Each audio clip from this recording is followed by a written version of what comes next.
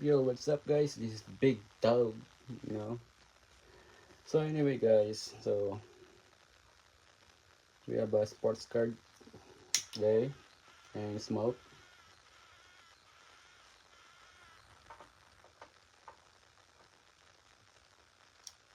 So, tag-ulan na naman guys, baha na naman.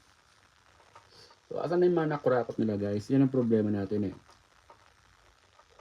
Nung botohan, tuwan-tuwa kayong binoboto sila. For what? Kasi may mga abot sila.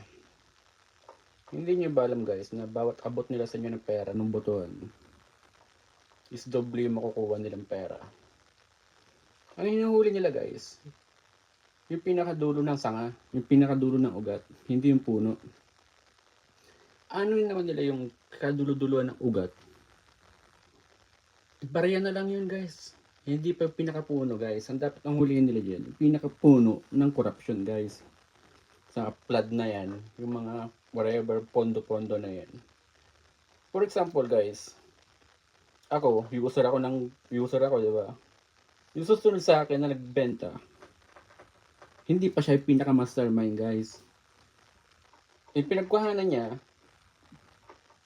hindi pa rin yun ang pinaka-mastermind guys. Pasanga-sanga yan, parang ugat lang yan. Ang huli nila dapat yan, yung pinaka-puno ng corruption na yan.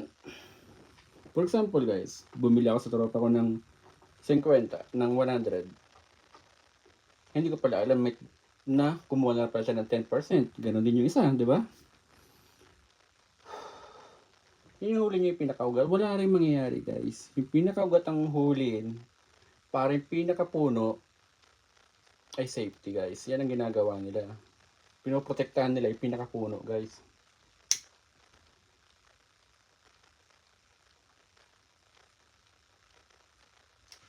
Kaya tingnan nyo guys, nung nawala si Duterte naglabasan mga addict, mga rape, mga pinapatay.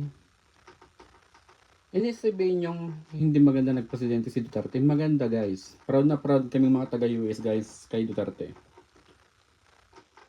Tingnan nyo, yung mga nananahimik guys, sila ang mga kurakot guys. Pasimple lang sila. Yan mga mindset ng mga Pilipino na hindi nila maiwas-iwasan. Huwag kayo magpapadala sa mga abot-abot lang pagbotohan. Dapat yung mga yan, yung mga nangorupsyon na yan, puntahin nyo sa bahay nila, kunin nyo lahat ng gamit, tapos, di ba?